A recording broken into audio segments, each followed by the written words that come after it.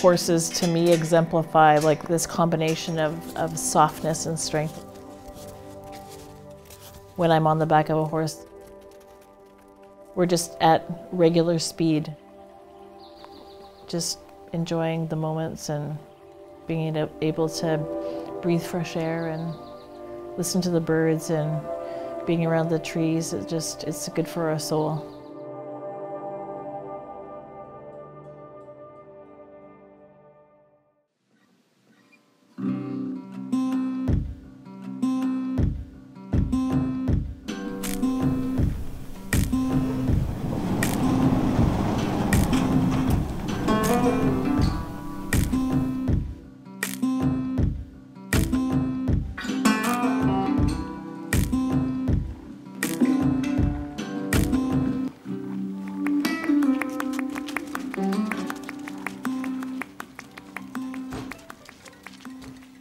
What I do now here working on the farm is connecting kids more specifically with horses, giving them a safe place to be who they are. The great thing about being around horses is that they just don't judge. But you're going to be 6 in September. Yeah. Yeah. So and I'm getting my ears pierced when I turn 5.5. Really? Yeah. Wow. That's exciting. That's coming up soon then. Yeah. It's in 7 days. Wow. I would say a lot of clients have a history of trauma. May, do you prefer things that fell underground? A lot with anxiety, depression, some living with autism.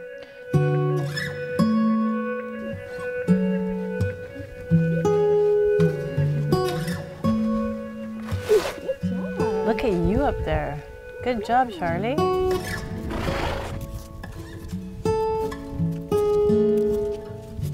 It began when we first heard Charlie got diagnosed with autism. Well, the first thing I noticed when we get in the car and I tell him we're going to hippotherapy, he starts smiling. And then when we get about halfway here and he knows we're getting close, he giggles and his whole face just lights up.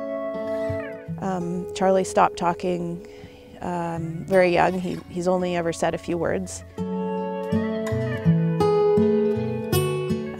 But when he's riding May, the movement of the horse seems to stimulate something in his brain where he tends to start making sounds that he doesn't normally make, which is since communication is something he struggles with, this is a really big deal for us that he's figured out how to communicate with his horse on his own. Just want to be able to do something where I feel like I'm giving back and I'm providing others with something to help them heal and grow. I didn't notice at the time how much the horses were helping me.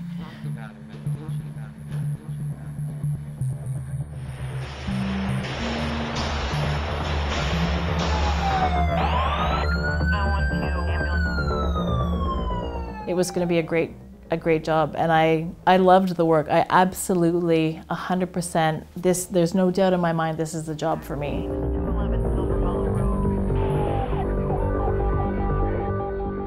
They gave it to me this day to take a group photo, a squad photo before me going on to, I think that's when I went and switched over to work in the downtown east side.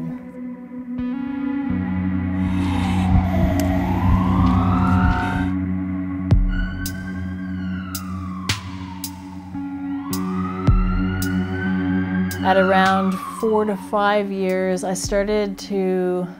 felt like I didn't want to be in that environment anymore. And there was nothing at the time that I felt I could do about it.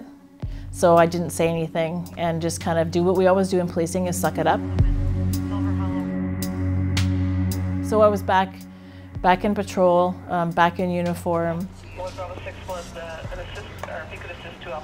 The lives that those people were leading was far more traumatic and violent, and kind of took the suffering that I was feeling inside, and I was like, well, I can help them. I had a proposal to do a similar thing to what I'm doing here, and just basically marrying my love for horses with the people that I've met in the downtown east side, and I'm like, how can we build a program that's going to help those people? So that was kind of this idea that was rolling around in my mind. Shh, May, you're good. Shh, shh, shh. Whoa. Come on. In the conversation I had with the sergeant, I said to, or the inspector I should say, I said, if you give this to me and take it away, it's gonna kill me. I was called into the briefing room where it was dark, there was nobody in there, it's a big table with lots of chairs. And the sergeant, who wasn't even really my sergeant, he sat me down and you could tell, like I could tell, he was so uncomfortable. He finally says, we want you back in patrol next week. You can't do your project. It was like my last hope of ever finding something that was gonna fulfill me there was gone, and I just left that day. So yeah, that was the defining moment of I can't do this anymore.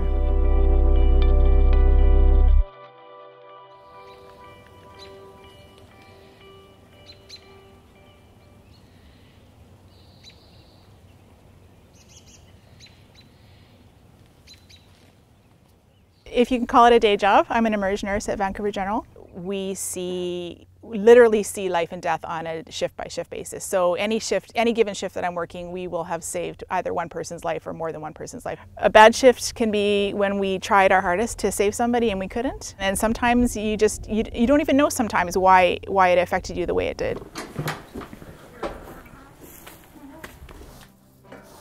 Bart helps me do that because, like I said, horses are very accepting. They don't judge you, they're just there for you, and you can tell them anything and they never repeat it. I see Bart every day. I come after a day shift, I come before a night shift, and I come every day on my days off. I wouldn't have been able to stay in emergency as long as I have if I hadn't been connected with horses. The more that this type of program that Carla has gets out, hopefully more people will just give it a try.